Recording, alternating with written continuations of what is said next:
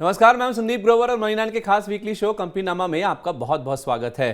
कंपनीनामा में हम आपको कॉर्पोरेट्स और स्टार्टअप से जुड़ी पूरे कारोबारी हफ्ते की बड़ी खबरों के साथ साथ विवादों वाली खबरों के बारे में भी अपडेट देते हैं। तो आइए आज के एपिसोड की शुरुआत करते हैं और सबसे पहले बात करते हैं कॉर्पोरेट से जुड़ी बड़ी सुर्खियों की। पहली खबर का रुख करते हैं। रतन इंडिया एंटरप्राइजेस ने इलेक्ट्रिक मोटरसाइकिल बनाने वाली कंपनी रिवोल्ट मोटर्स का अधिग्रहण पूरा कर लिया है। हालांकि इस डील को लेकर कोई वित्तीय जानकारी साझा नहीं की गई है। रिवोल्ट मोटर्स देश में सबसे ज्यादा इलेक्ट्रिक बाइक बेचने वाली कंपनी है। मानेसर हरियाणा में मैन्युफैक्चरिंग प्लांट वाली इस कंपनी के पास देश भर में 30 डीलरशिप्स हैं और ये ईवी मोटरसाइकिल्स में मार्केट लीडर है। इस कंपनी के फ्लैगशिप मॉडल RV400 की मांग बेहद मजबूत है और रतन इंडिया एंटरप्राइजेस की कंपनी की ग्रोथ को बढ़ाने की योजना है। इसी तरह रतन इंडिया एंटरप्राइजेस की इस कंपनी को देश की सबसे बड़ी ईवी 2 व्हीलर कंपनी बनाने की भी मंशा है। 16 जनवरी को रतन इंडिया एंटरप्राइजेस का शेयर करीब 15% की बढ़त के साथ बंद हुआ था। दूसरी खबर की ओर चलते हैं।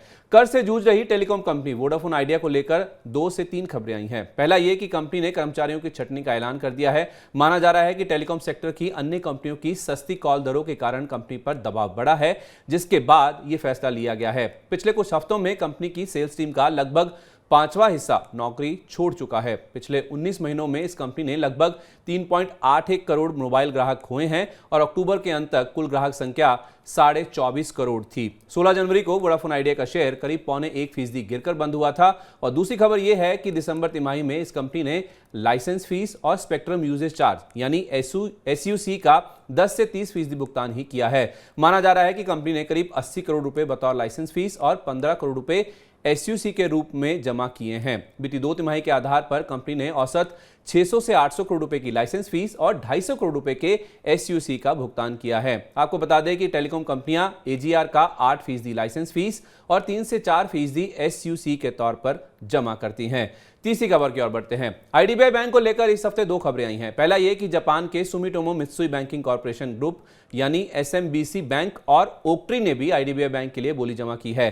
केंद्र सरकार और LIC की IDBI बैंक में कुल मिलाकर 94.71% हिस्सेदारी है, जिसमें से करीब 61% हिस्सा बेचने के लिए अक्टूबर 2022 में बोलियां मंगवाई गई थी। सफल बिडर को बाकी बचे 5.28% पब्लिक हिस्से के लिए ओपन ऑफर भी लाना होगा। सरकार इसके लिए मार्च के अंत तक वित्तीय बोलियां मंगवा सकती है। 16 जनवरी को IDBI बैंक का शेयर करीब 2% की मजबूती और LIC का शेयर करीब 0.5% की गिरावट के साथ बंद हुआ था। दूसरी खबर यह है कि नीदरलैंड्स का सबसे बड़ा बैंक ING भी IDBI बैंक के लिए बोली लगाने पर विचार कर रहा है।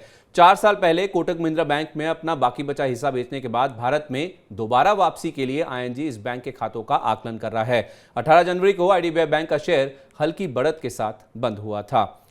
चौथी खबर, M&M को लेकर इस हफ्ते 2 खबरें आई हैं। पहला यह कि इस कंपनी ने भारत के इलेक्ट्रिक वाहनों के मार्केट में प्राइस वॉर छेड़ दिया है। दरअसल M&M ने इस हफ्ते अपनी compact electric SUV XUV400 EV launch कर दी है और इसका सामना होगा टाटा मोटर्स की सबसे ज्यादा बिकने वाली E-नेक्सॉन से यानी इलेक्ट्रिक नेक्सॉन से। M&M ने 15.99 लाख रुपए की शुरुआती कीमत के साथ XUV400 EV को लॉन्च किया है, जो कि काफी कंपेटिटिव है। इसका असर यह हुआ कि लॉन्च के अगले ही दिन टाटा मोटर्स ने E-नेक्सॉन की कीमत में 31,000 से 85,000 रुपए तक की कमी की घोषणा कर दी है। हालांकि टाटा का यह कहना है कि एडिशनल लोकेशंस के फायदों, सरकार की पहल और प्रोडक्शन एफिशिएंसी के कारण यह फैसला लिया गया है। 17 जनवरी को M&M का शेयर हल्की और टाटा मोटर्स का शेयर करीब 0.5% की बढ़त के साथ बंद हुआ था। दूसरी खबर यह है कि NCLT ने महिंद्रा इलेक्ट्रिक मोबिलिटी की M&M के साथ मर्जर की योजना को मंजूरी दे दी है। 16 जनवरी को M&M का शेयर करीब 1% गिरकर बंद हुआ था। पांचवी खबर,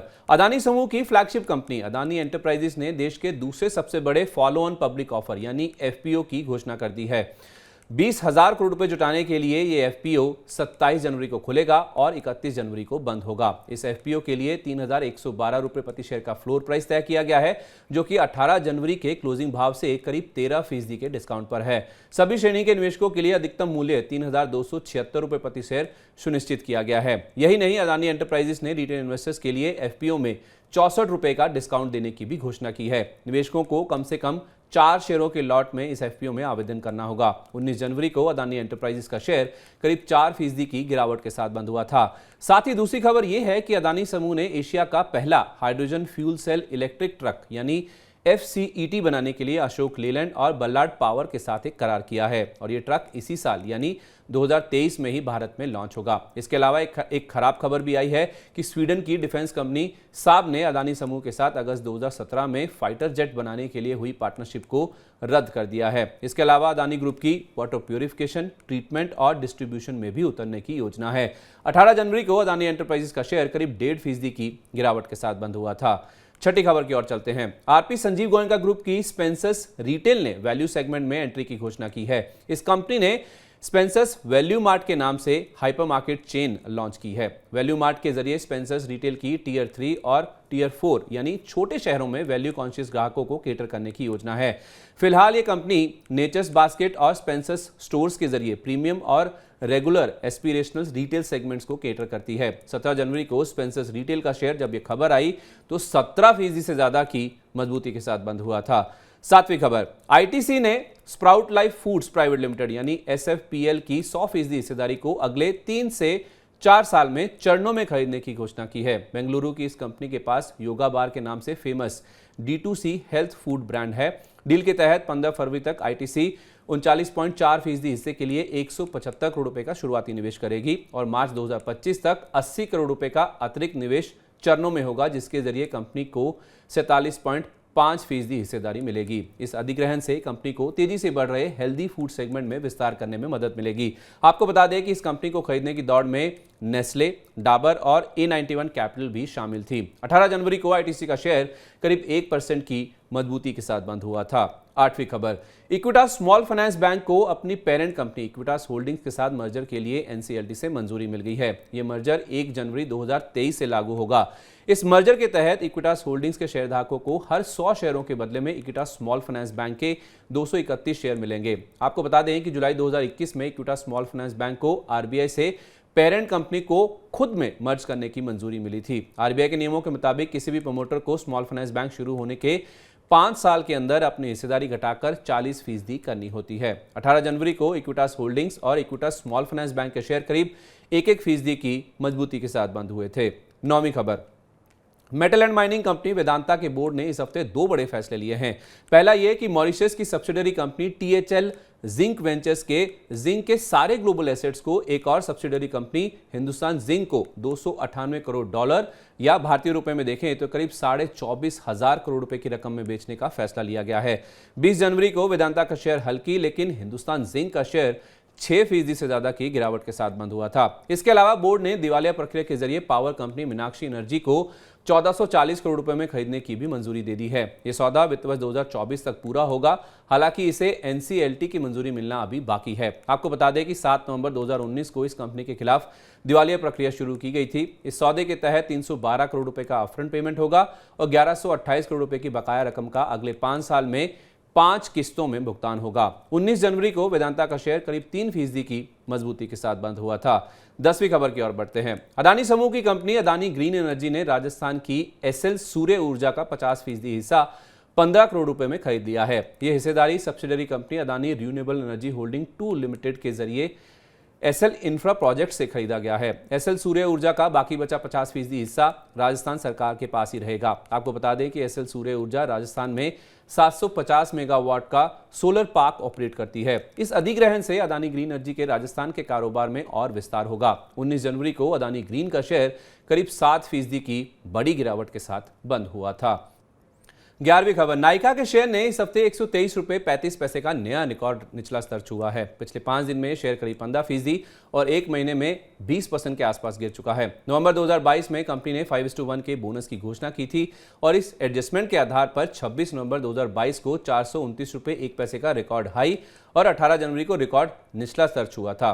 12 जनवरी को हुई ब्लॉक डील के बाद से शेयर लगातार गिर रहा है। दरअसल एंकर निवेशकों का 1 साल का लॉक इन खत्म होने के बाद से शेयर पर दबाव है। आंकड़े बताते हैं कि करीब 18% की हिस्सेदारी अभी भी एंकर और दूसरे निवेशकों के पास बची हुई है, जिसके बिकने की आशंका से शेयर की पिटाई हो रही है। वित्त वर्ष 2024 के अनुमानित EPS के आधार पर शेयर के P वैल्यूएशन 120 गुना के ज्यादा के हैं, जो काफी महंगे हैं। 18 जनवरी को शेयर 3% की गिरावट के साथ बंद हुआ था। तो ये थी बीते कारोबारी हफ्ते की कॉर्पोरेट जगत से जुड़ी बड़ी सुर्खियां। लेकिन अब रुक करते हैं कॉर्पोरेट जगत की ऐसी खबरों का जिनमें कोई ना कोई विवाद जुड़ा हुआ है, ऑन द रडार के जरिए। और पहली खबर की ओर बढ़ते हैं। पहली खबर जेट एयरवेज को लेकर आई है और इस हफ्ते जेट एयरवेज को लेकर इनफैक्ट अच्छी खबर आई है। नेशनल कंपनी लॉ ट्रिब्यूनल यानी एनसीएलटी की मुंबई बेंच ने जेट एयरवेज के नए प्रमोटर्स जलान कैलरॉक कंसोर्टियम को कंपनी का मालिकाना अधिकार ट्रांसफर करने की मंजूरी दे दी है। जलान कैलरॉक कंसोर्टियम यानी जेकेसी के पास अब बकाया चुकाने और कंपनी का कंट्रोल लेने के लिए 6 महीने का समय बचा है। इसके अलावा दूसरी खबर में 17 जनवरी को महाराष्ट्र सरकार ने 4 बोइंग 777 विमानों को जब्त कर लिया है। कंपनी के कर्मचारियों को ग्रेच्युटी का भुगतान ना होने के चलते महाराष्ट्र सरकार ने यह कदम उठाया है। हालांकि जेकेसी की अपील के चलते यह मामला सुप्रीम कोर्ट में विचाराधीन है। 16 जनवरी को जेट एयरवेज का शेयर 5% के ऊपरी सर्किट पर बंद हुआ था। दूसरी खबर, दिवालिया कानून के तहत जारी रेजोल्यूशन प्रक्रिया में सागर सीमेंट्स को जेपी ग्रुप की कंपनी आंध्रा सीमेंट्स के लिए सफल विजेता घोषित किया गया है। अप्रैल 2022 में एनसीएलटी की हैदराबाद बेंच ने आंध्रा सीमेंट्स के खिलाफ दिवालिया प्रक्रिया शुरू करने की मंजूरी दी थी। इस कंपनी को खरीदने के लिए जिंदल पॉली, दालमिया सीमेंट, खंडवाला फिनस्टॉक ने भी बोली जमा की थी। 16 जनवरी को सागर सीमेंट का शेयर करीब 3% गिरकर पर आंध्रा सीमेंट्स का शेयर 5% के ऊपरी सर्किट पर जाके बंद हुआ था। तीसरी खबर की ओर बढ़ते हैं। दिवालिया कानून के तहत कर्ज रेजोल्यूशन प्रक्रिया में हो रही देरी के चलते रिलायंस कम्युनिकेशन यानी आरकॉम के लेंडर्स ने कंपनी के नवी मुंबई के हेडक्वार्टर को बेचने की योजना बनाई है। मई 2018 में लेंडर्स ने इस कंपनी को कर्ज समाधान के लिए भेजा था।